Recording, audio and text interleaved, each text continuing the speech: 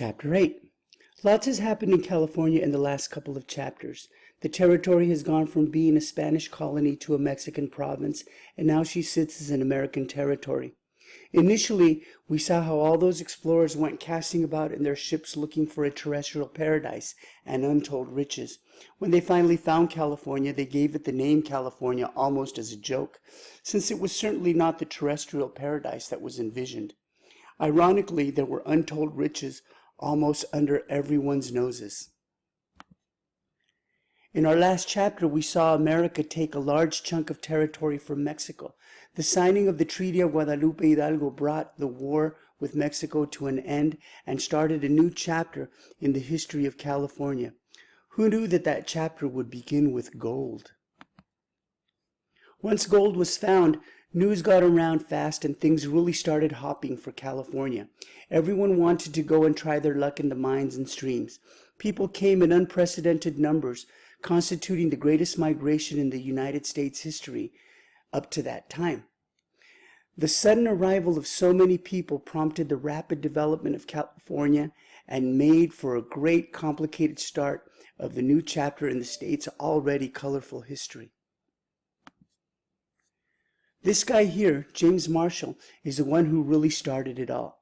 It wasn't actually John Sutter that discovered gold, but one of his employees. Sutter actually wanted to keep it quiet, fearing that a large discovery of gold would interfere with his plans for developing out his holdings. The story goes that Marshall was working on a water wheel in a sawmill construction he was overseeing when he noticed a gleam in the water. He reached out and pulled a small nugget and took it to his employer. Sutter swore him to secrecy, but the news soon got out.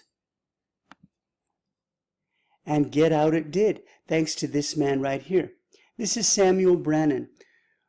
We'll be hearing his name a lot in the coming chapters. Brannan was a shrewd businessman who saw great opportunity in the discovery. In 1848, he began to notice that lots of his customers were offering to pay for the goods they came in to purchase with gold.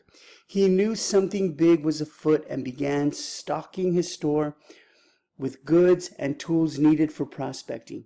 He also began to wave gold under the noses of other businessmen and merchants in San Francisco. And suddenly, it was on. The cat was out of the bag, and tons of people, both in and out of California, began to answer the call of gold fever. They left their homes, they left their jobs, they traveled from all over and converged on California to seek their fortunes. When some of the gold made its way to Washington, it created quite a stir. President Polk shared reports about the huge amounts of gold that were being found in California. People gathered in large numbers to look at the samples of gold that had been found. Suddenly, it was all about dropping everything and going to California to find gold. The most practical way to get to California from the eastern states was overland. Trails had already been established by trappers and traders and early settlers. The dangers of embarking on the journey were still a harsh reality, as many found out. The trip was long and the wagon trains took their toll on the landscape. Grass near the trails was exhausted and disease would often break out among the travelers. Many had to abandon their possessions along the way as they had to choose between their material goods and survival. The desert showed no mercy. Once they got here, there was plenty of room to spread out, at least initially. As you can see, gold was found over a pretty good stretch of territory. But the most productive was the area known as the Mother Lode between the Yuba River and Mariposa, pictured here. Eventually, the numbers of miners and prospectors created numerous difficulties, especially for certain groups. As the numbers began to increase, camps began to form and rules had to be imposed and enforced. This was difficult for California since there was no real organized legal system that could keep up with the mounting population. When the miners and prospectors got out there and began doing the work, reality quickly set in. They learned that it was a lot of work, hard work. Most of the Americans had no clue what mining entailed and had to compete with foreigners who knew a thing or two about mining and panning. Here we see a man panning in a stream and another operating a rocker. Sure, it looks cool, but try crouching that way for hours at a time in freezing water. How many times can you rock that box back and forth before you get up to here with it all?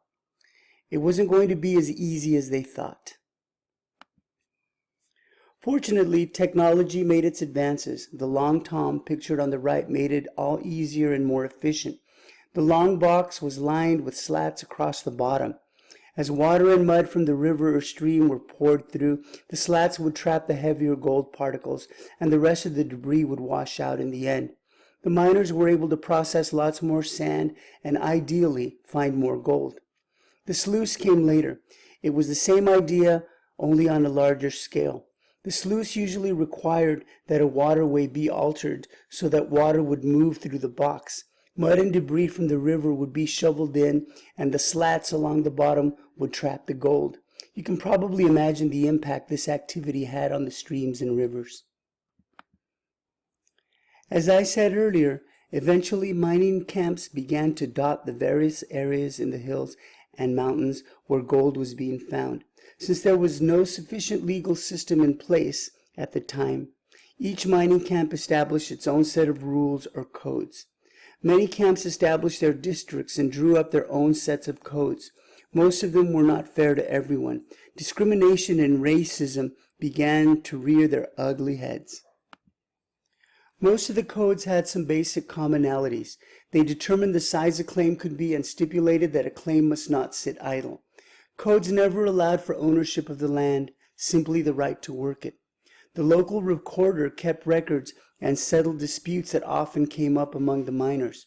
Many of the camp codes excluded Mexicans, Asians, and others from mining. Sometimes things got pretty ugly. Disputes about claims led to violence. It wasn't uncommon for miners to take the law into their own hands and make sure that justice was served, even if it was against the law. Foreigners and Indians often found themselves on the wrong end of a rope. Not much could be done to stop it. Eventually, the easily accessible gold was depleted. It was at that point that the big mining companies stepped in with their capital to extract the more difficult to access deposits in the hills. Ore that was extracted from the mines had to be processed in large quantities.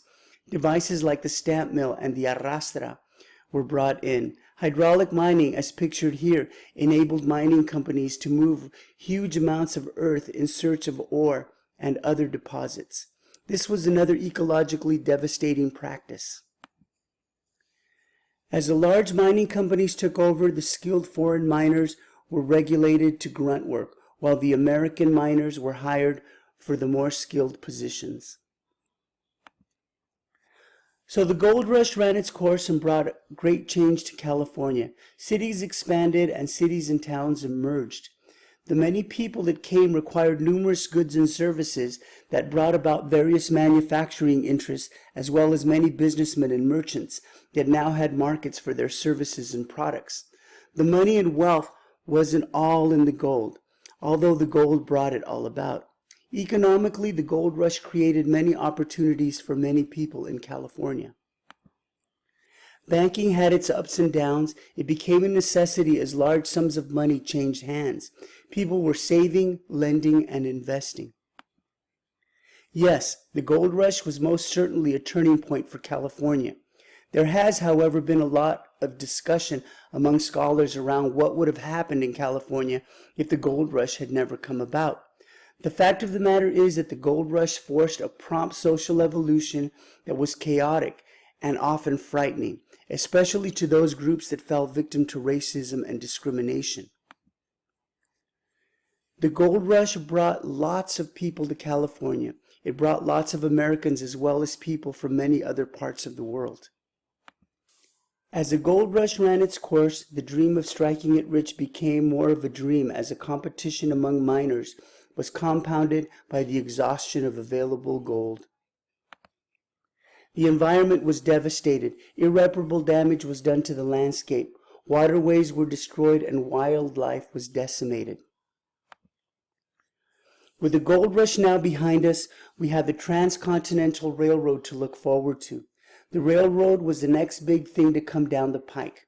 Many saw the coming of the Transcontinental Railroad as a great boost for California's economy and its development, but the gold rush had set the stage for greed and self-interest to take the reins.